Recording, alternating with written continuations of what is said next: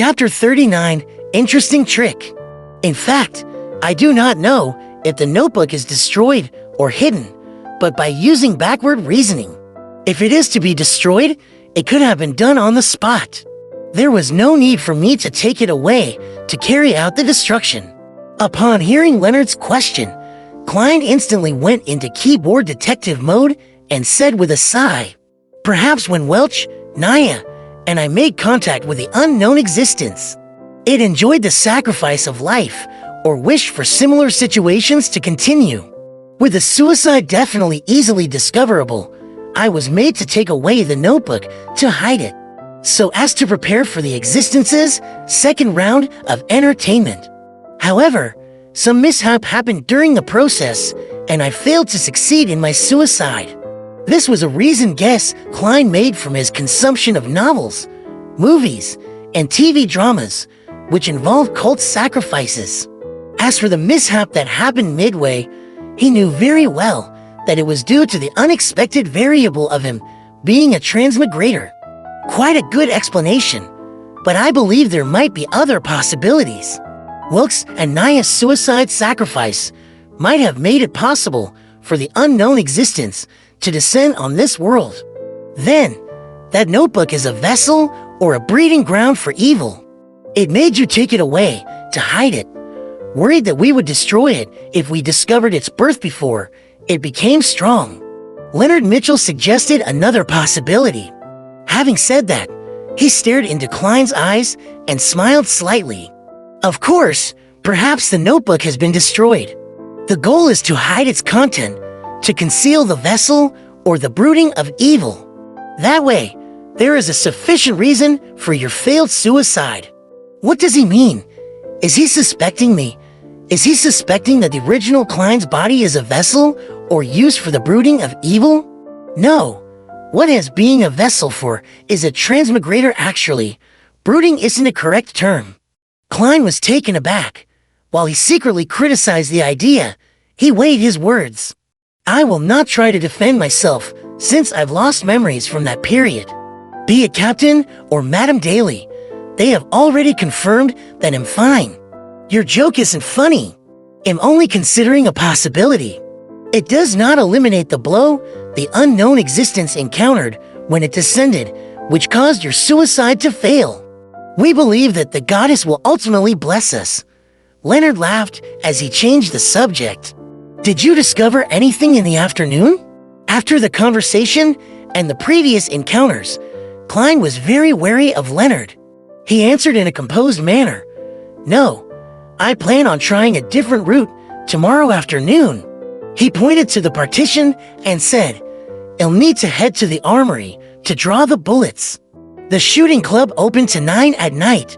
After all, its availability increased only after many of its members got off work. May Goddess bless you. Leonard smiled as he gestured the sign of the crimson moon on his chest. He watched Klein pass through the partition and listened to his footsteps down the stairs. Leonard's smile gradually vanished as a look of doubt appeared in his green eyes. He whispered something with a displeased tone. Down the stairs, Klein followed the gas lamp-illuminated corridor to the armory and archives. The iron door was open, and the brown-haired Roseanne was standing in front of the table. She was chatting with a top hat-wearing middle-aged man with a thick black beard. Good afternoon. No, good evening. It's always night here. Klein, I heard from old Neil that you have become a Beyonder? It's called Seer. Roseanne turned her head and deluged him with her questions. She did not hide her curiosity and concern. Klein nodded with a smile. Good afternoon, Miss Roseanne. It's indeed always night here, but it makes one feel a sense of serenity. The description you gave wasn't accurate enough. It should be said that the sequence potion I consumed has the name Seer. You still chose to become a Beyonder, after all, Roseanne said with a sigh as she fell into a deep thought. Klein looked at the middle-aged man beside her and asked politely, You are another Nighthawk member or one of the other two civilian staff I have not met. Roseanne puckered her lips and said, Brett, our colleague, He wishes to change slots with me to free up the night after tomorrow. He plans on going to the theater in the North District with his wife to watch The Pretful One. It's to celebrate their 15th year wedding anniversary. He's truly a romantic gentleman. Brett smiled as he extended his hand and said, with Miss Roseanne around, there's nothing that requires repeating. Hello, Klein. I never expected you to become a Beyonder so quickly. As for me, I might never have the courage. Perhaps it's as the saying goes, the ignorant knows no fear, Klein said in a self-deprecating manner as he extended his hand to shake Brett's. Me not having courage is not something bad, said Brett with a shake of his head. A Beyonder once told me, before his death, to never probe the strange and dangerous matters. The less you know, the longer you live. At that moment, Roseanne interjected, Klein, there's no need to mind it. I heard from old Neil that as a seer, you are used as support. It's relatively safe as long as you do not attempt to communicate with unknown existences. Why are you dressed in such clothes? It's so unbecoming of a gentleman. What are you, Hereford? Am hurt to draw my 30 bullets.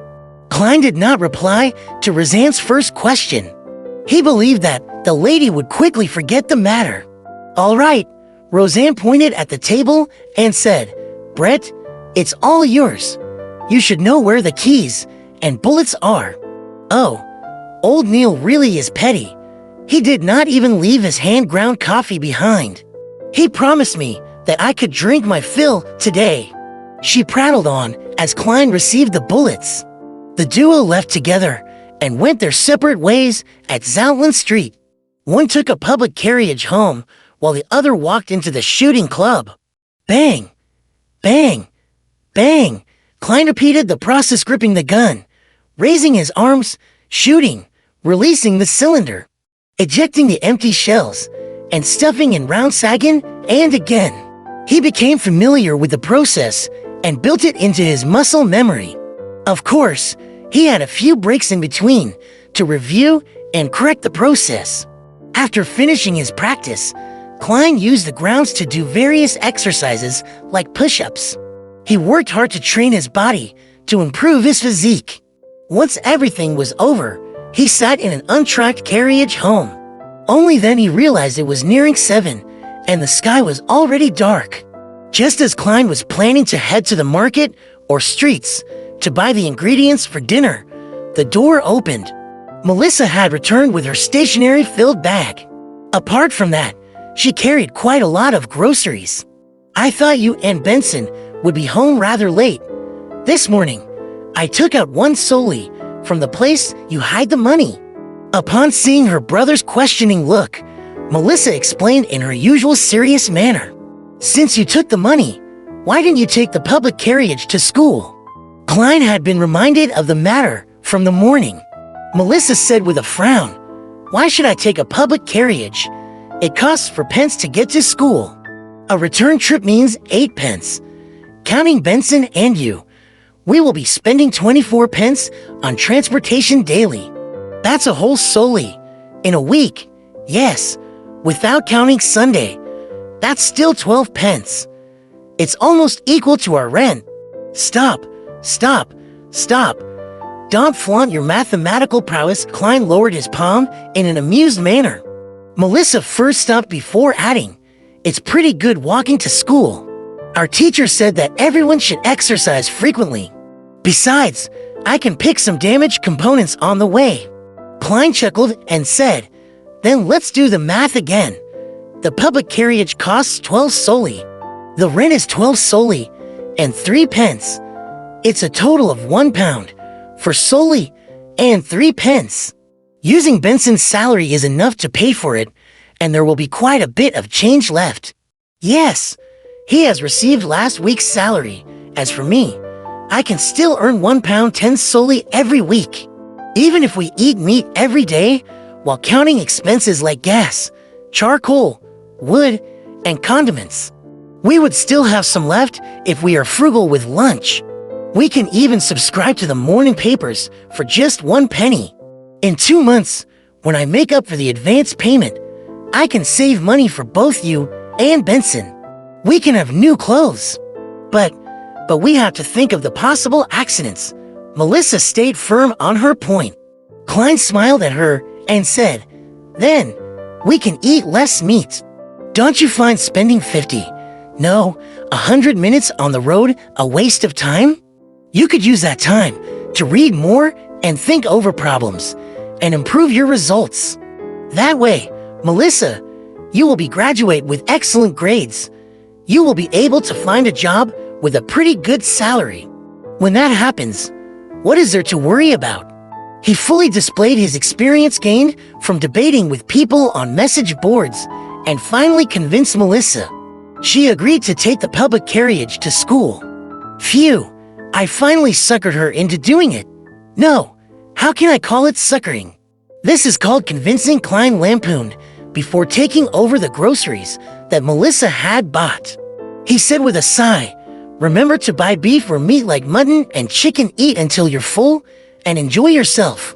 Only then will you be equipped with a healthy body and a clever brain to match the demanding requirements needed for your studies. Just mentioning it makes me salivate. Melissa puckered her lips and after a few seconds of silence, said, all right.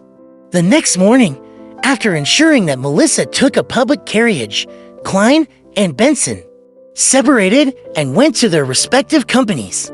The moment Klein stepped into the door, he saw old Neil and Roseanne chatting by the reception desk. The former was still in his classic black robe, without any concern for the gazes of others. The latter had changed into a casual cream-colored dress. Good morning, Mr. Neil. Miss Roseanne greeted Klein as he took off his hat. Old Neil gave him a mischievous look. Good morning. You did not hear anything you shouldn't have heard last night, right? No, I slept very well. Klein was also quite puzzled over that. He could only put it down to his inadequate perception. Read latest chapters at wuxiworld.site only. Haha, don't mind that. Actually, it's not that easily heard. Old Neil pointed to the partition and said, go to the armory. We will continue out mysticism lessons this morning. Klein nodded and followed old Neil down the stairs and arrived at the armory to replace Brett, who had been on duty the entire night. What will we be learning today? Asked Klein curiously. Old Neil dragged out his response and said, the complicated and basic knowledge. But before that, let me teach you an interesting trick. He pointed at the silver chain on his wrist. There was a pure moonstone hanging from the chain.